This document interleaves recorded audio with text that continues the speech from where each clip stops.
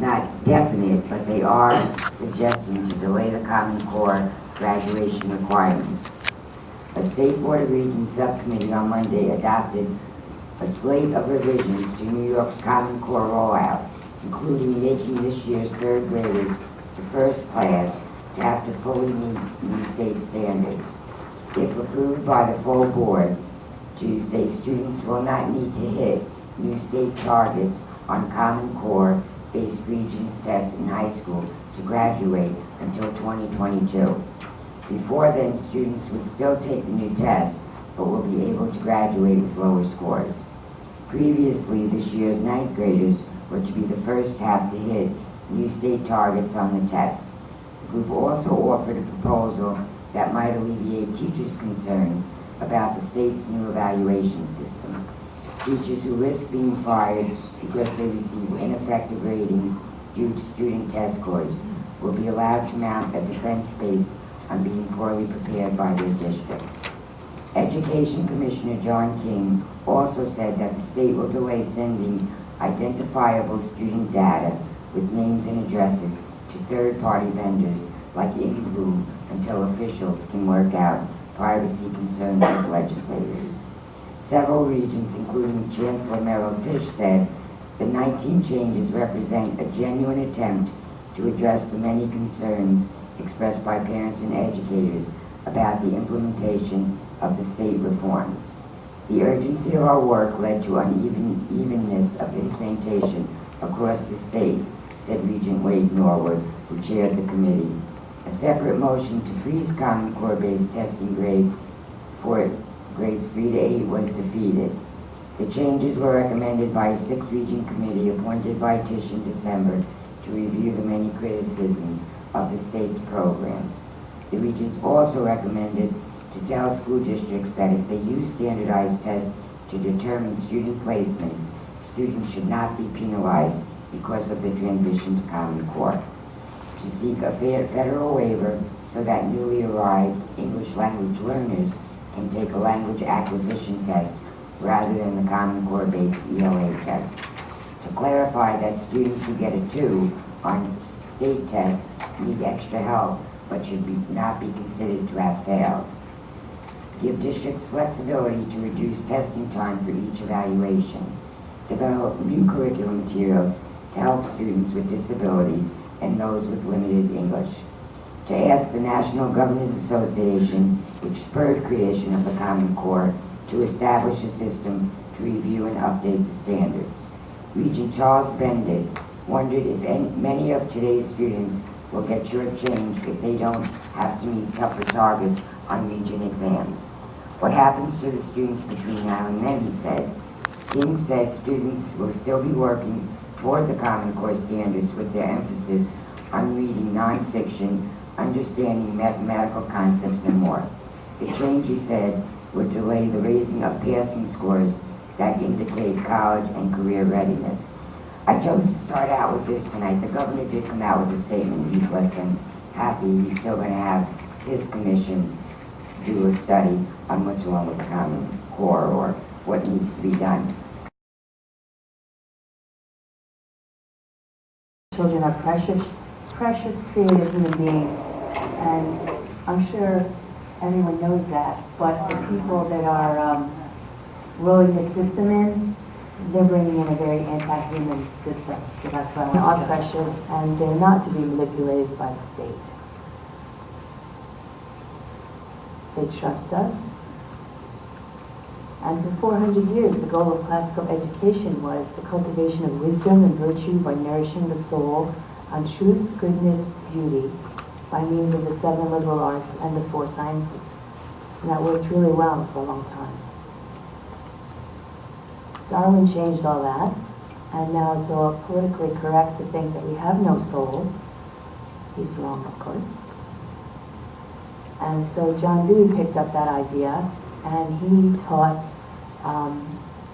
He taught a lot of teachers. He was in the Columbia Teachers College for 25 years. So he spread these ideas far and wide that children are more like animals that can be conditioned. And if we just control the environment properly, in other words, socialize the child can become anything we want him to be. And these days, we all shall use Ritalin and Adderall to make that happen, which for a 5-year-old is really criminal. Luckily, classical education survived in some schools in the United States, not everyone. And here's a specific math problem to solve. Now, I'm sure everyone in this room, I don't see anybody under 25 maybe, used to, you know, add, you are? Okay. Used to add double-digit numbers by carrying, you know, 9 plus 7, 16, carry the 1, solve it. Easy. Now, the Common Core way is you have to change that 29 into 20 plus 9, and 17 into 10 plus 7. Add the 10s first, now you have 30. Now you're left over there with 16, but you can't just add 30 and 16 because that's way too complicated, I guess. So you still have to break 16 up into 10 plus 6, throw that other 10 over with 30, then make that into a 40 plus 6. So you've gone through a lot of, you know, dividing up numbers to get to that same number 46. And they want them to do it in this way. And then you'll see the other one down in the other box with all the little X's and things. They have to actually draw it out, put circles around it, show how they're finding the 10s. So anyone that thinks that this is more rigorous and will help you get to algebra, trig, calculus quicker, they're lying. Here's another example of silliness where they're breaking apart 26 plus 17, breaking it into 10s. This one, I can't even explain it.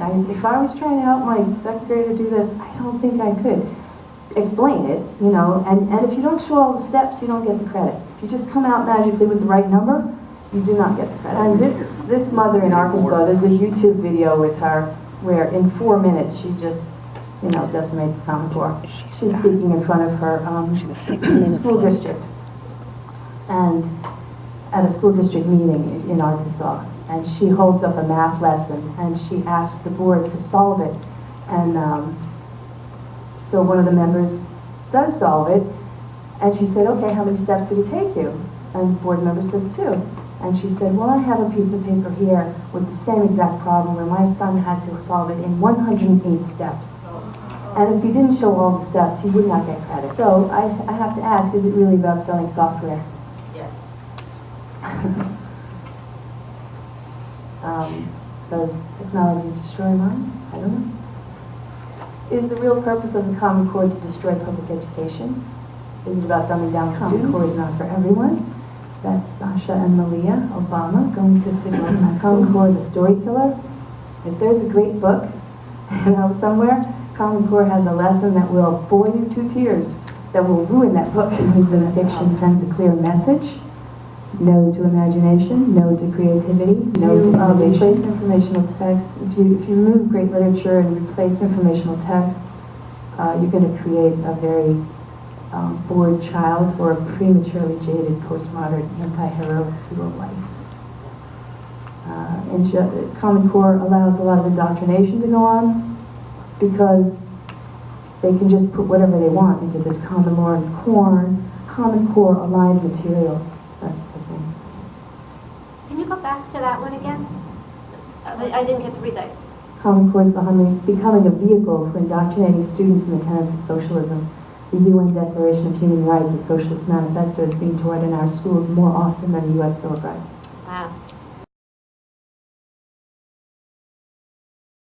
My name is Suzanne Coyle. I'm grateful to be here tonight and to be given this opportunity to speak about my perspective and experiences with regard to the Common Core and how it relates to today's students, and my own children included, which I'm going to talk about a little bit. I have 3 girls.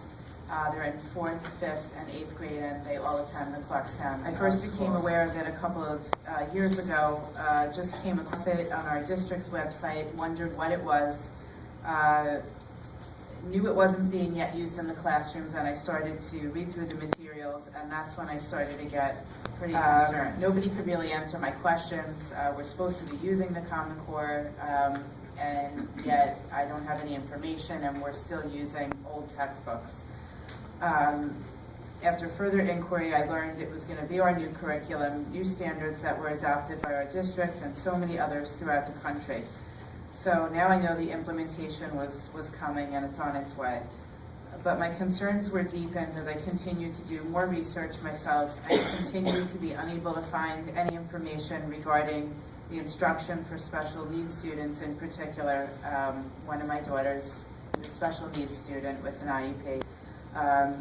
She has a reading disability and she also has a visual impairment. I could never to this day find any research that showed me that this set of standards, the Common Core, was a proven method of teaching and testing for students on any level, and I cannot find anything. Maybe you can tell me later, Dawn, if you guys know something that I don't, but I can't find anything that applies to the IEP student to this day. And then that's a disaster for my daughter. It hasn't been good for any of my children. And before I talk more about the special needs student, I will say that my oldest is a high honors roll student, and it's affecting her too. While she gets fantastic grades and she can pull this off, you can see the change in her. She's stressed out, she's anxious. She doesn't do anything except study all day, and luckily she has the discipline to do that. And she wants to do it, but we actually have to cut out other activities that I think would keep her as a more well-rounded student, because she has to work really hard to get good grades. She knows she has to, but we don't have enough time to get all the homework done and all the studying that has to be done and still do fun stuff. And I always say homework comes first, but not when you have like 5 hours of homework every night to get it done. And same for my 4th and 5th grader. Even tonight, I left them crying at the dinner table with my husband because of math homework. My kids do get a little funny about it, and we read this. I wish I had this printout. It was a math example that said something like Bob ate 56 candy bars and he had 26 left over, so how many were there, or something like that. And my daughter's answer that was diabetes. He has diabetes. And it's like, how much what does he have now? That's how it was. What does he have now?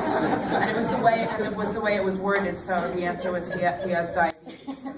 So I thought it was, and these are the, so we can still kind of, make light of some of the stuff that goes on. But I think the examples that Dawn showed were fantastic math examples, because we live that every day. And probably it's not just one, it might be like 20. Sometimes there's more than that. And that's for my 4th grader, and that was tonight's homework. She comes off the school bus and throws her books on the floor and says, "I like my teacher and I hate school. I'm not doing the math homework." And she's a smart kid, she doesn't have any issues. And this is where we've, only since the beginning of this school year really, she says, I hate school. And that just breaks my heart, because this is a kid, I never saw this with my kids before, until this year. My daughter, with a reading disability, she has fabulous teachers.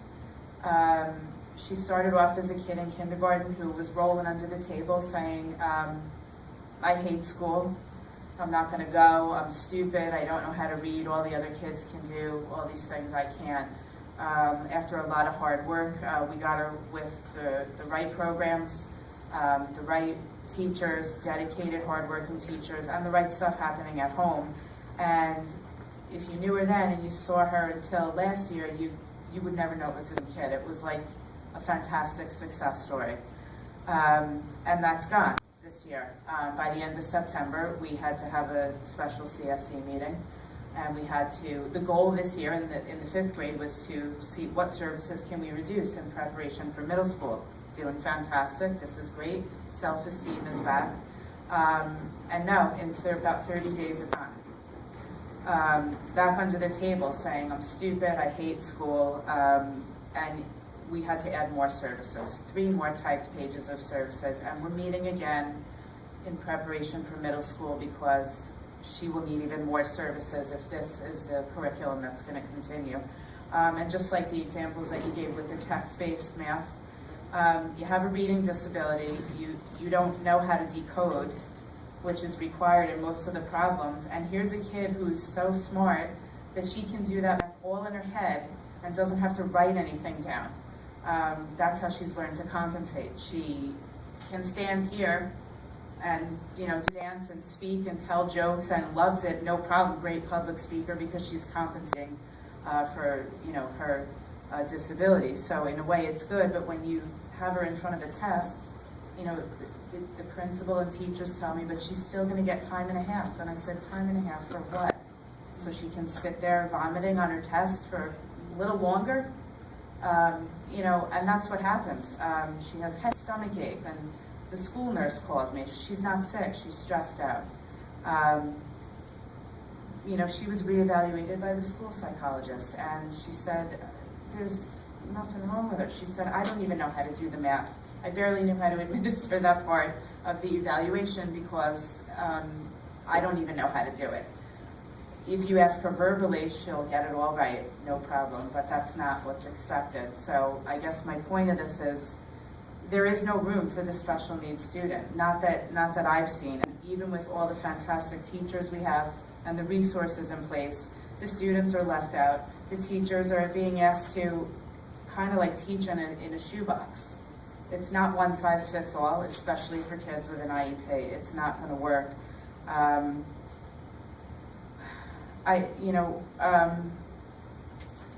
See, I'm not a good public speaker. I'm getting all emotional now. I feel bad for it's not. I'm talking about my kids, and it's not just mine. There's so many out there that do not fit into this mold.